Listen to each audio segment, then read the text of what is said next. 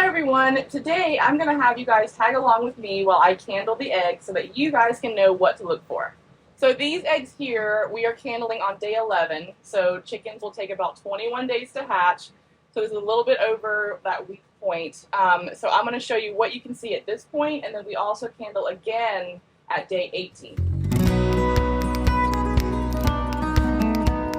Okay, so I'm going to start candling, and normally it's a pretty quick process, especially once you've gotten the hang of it.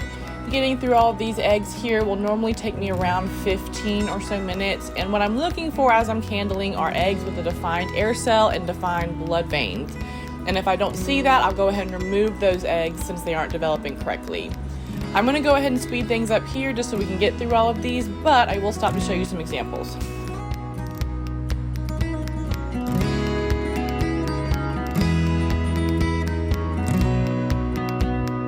Okay, so this egg right here on day 11, you can already see those blood veins developing, and you can see that black or that darker spot on the bottom portion of the egg, and also that nice air cell. That's exactly what you're looking for on day 11.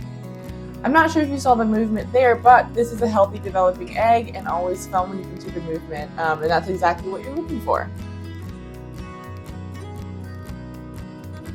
Now this egg here, there's no development at all. The light shines all the way through, so I'm going to go ahead and remove that one since it won't develop. As I'm sure you guys can see, there are a good bit of eggs that I'm removing, and that just means that these eggs either aren't fertilized or they just aren't developing properly. Unfortunately, that does happen from time to time, especially as we enter these fall and winter months. In the summer though, usually the viability tends to be a lot higher and more consistent. Right now, it just seems that some of the roosters have gotten really lazy and they're just not mating as often. We've also had a couple days lately with really heavy rain, and most likely the birds just aren't as happy, which could mean why they're not mating as often. Some breeds are better at others at maintaining viability year-round, but candling is when I can really identify any problems and when I need to make changes, like perhaps if I'm noticing viability has been low for a period of time, it might be time to switch out that rooster. We have a lot of eggs to get through today, and most will look pretty normal, but I want to stop and show you some extra interesting ones. So like on this egg here, you can see the air cell is misshaped. It's not that nice ring that we normally see. There's some stuff moving around in there, so this all tells me that there's some bacteria growth, so I'm going to remove it now. Seeing bacteria growth doesn't mean that your chickens are unhealthy. Normally this comes from the environment, so when you're incubating, you're actually putting these eggs into a hot, humid environment, which is the perfect environment for bacteria. You can do a few things to limit the chance of bacteria growth by making sure you're incubating the freshest eggs possible. You also can remove the debris like poop or mud from the outside of the egg. You also want to make sure your hands are clean when you handle the eggs prior to incubating them, and you should also regularly clean your incubator. You really can use any flashlight to candle. Ideally though, you want to use one that's either the size of your egg or a little bit smaller, just to prevent light shining around the outside of the egg, as that can make it pretty difficult.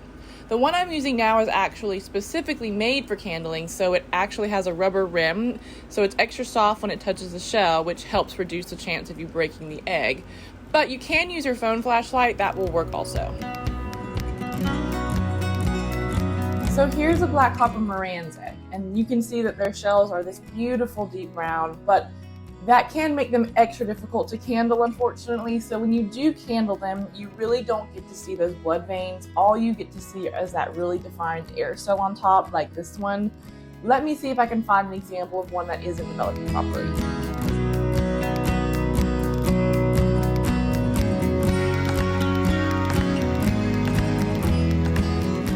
Okay, so here's one. You can see that a lot more light is shining through on this one. This egg isn't fertilized, so it's not developing, and unfortunately that means I'm just going to go ahead and remove it.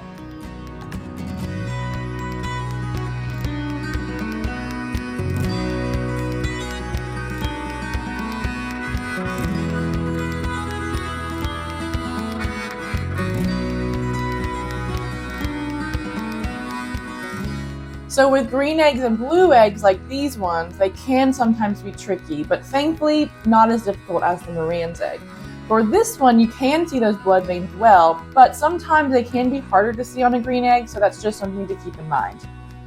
When you see an egg like this one, this means there was a lot of bacteria growth in the egg, and that buildup is actually oozing out through the pores. So yeah, this egg is obviously bad.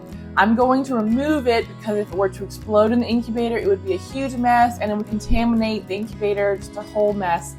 This is one of the benefits of candling on day 11. So if you were to wait longer, this egg is more likely to explode in the incubator.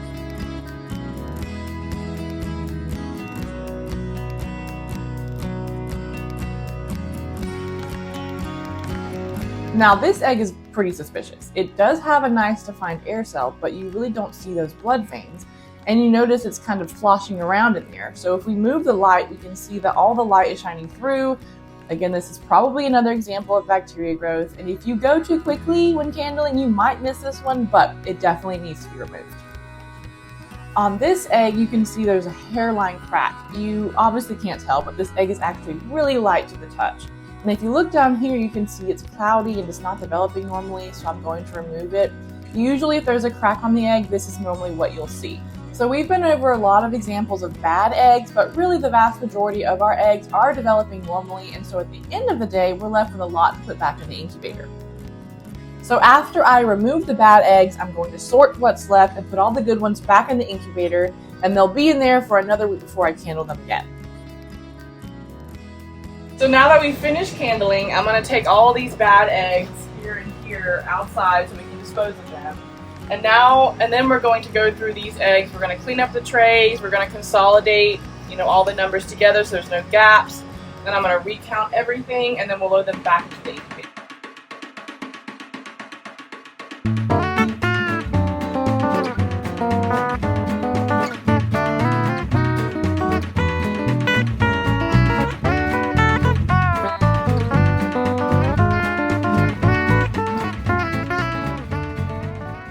So let's look at what the eggs will look like a week later. So here we are on day 18, and we can see those nicely defined blood veins and that nice air cell. You can also see here that the chick is pressed up against the shell, and you can even see a little movement. So if the chick is developing properly, you'll notice a couple differences between candling on day 11 and then day 18. So on day 11, you will see those nice defined blood veins, and you will see some darkness where the chick is developing on that lower portion of the egg.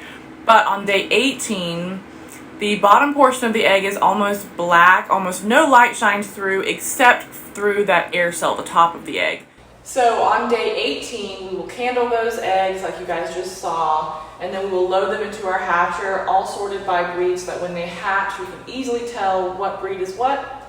And then we'll close the hatcher, and on day 21, we'll be filled with chicks.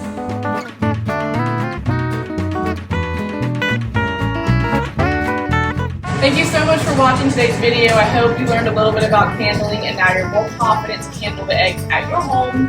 And please stay tuned for more videos like this, and we'll see you guys next time.